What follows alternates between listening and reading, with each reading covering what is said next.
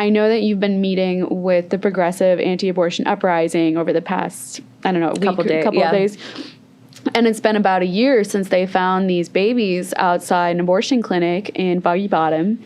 We know that the mayor has basically held on to this investigation for a year. We don't know whether there were autopsies performed. Sounds like there aren't. Media can't get any inquiries answered.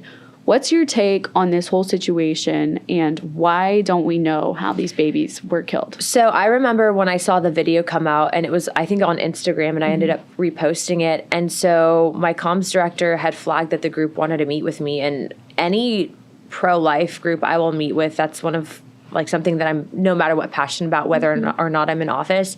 But I really wanted to meet with them specifically because I remember that video, and I actually met the woman that was responsible for that discovery. She was the one that asked the individual that was collecting the medical waste, i.e. some of these remains, if they could take the box.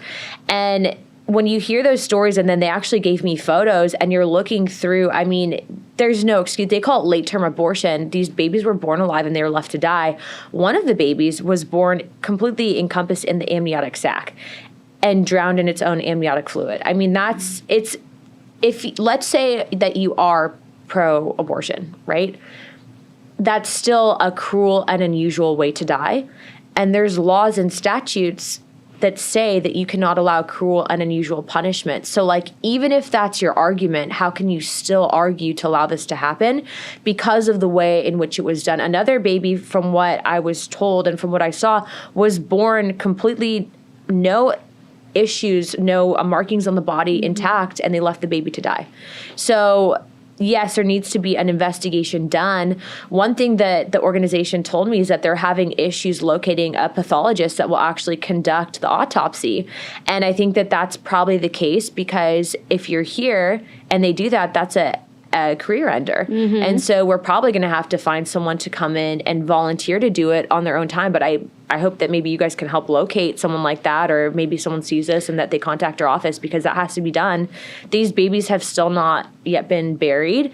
And I think what's even more sad is that I'm sure that the women that did have those abortions, maybe they have seen the footage, but they'll never know if that was their child or not. Oh, gosh, that's horrible. I hadn't even thought about it. There might be women out there that are wondering, oh, my gosh, was that my baby? Yeah, if they saw the images, and I'm sure if it was in the local area. I mean, this clinic, from what I gather, is actually preying on a lot of minority women that are financially struggling. And, like, there's other resources out there and available for if you can't financially afford it. Like, I know in Florida we have pro-life centers that will actually have you stay with them if you cannot financially afford to be on your own. They were telling us also a story of a woman who was going to have an abortion at 7 months because she couldn't afford rent for that month, and they actually put together the money and they had her save her baby. But like that, when you see those photos, it's a different argument. Right.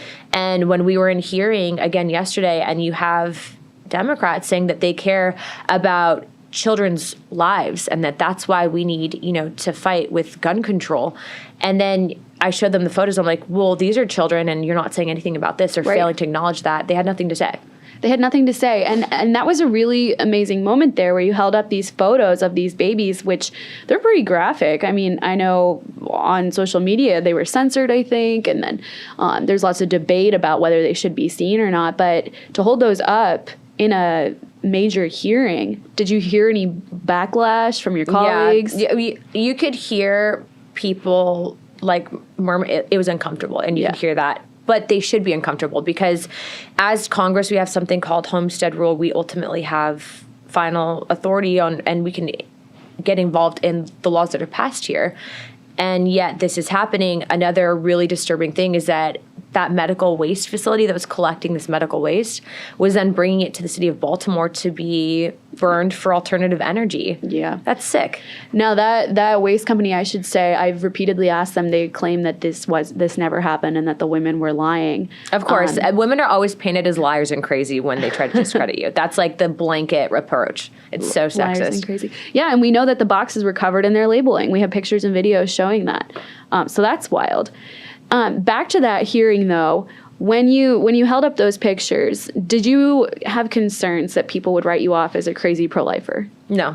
And even if they did, I don't care. That is, you can't say that it's a crazy pro-lifer when it's literally like a full-term baby that's dead. Like, that's not. And the interesting part is that they had no response to it. Yeah. Like, it was that powerful that they had no response. So what do you want to see happen with the babies? One, we need to find a pathologist. I want to get them buried. Two, I want to ensure that doctor is held accountable, but that can't be done until the autopsies are done. And three, to my understanding, this doctor is also under investigation for killing a woman in a botched abortion. So why is he still allowed to practice? That's Dr. Mengele at its best. I mean, this guy's not a legitimate doctor. He's a really evil person. And again, going back to the whole argument of even if you are pro-abortion, this is cruel and unusual to let a baby suffocate in its amniotic fluid. Right. Well, I'm excited to see if you get answers on that. We'll be asking as well. I wanted to also touch base on another.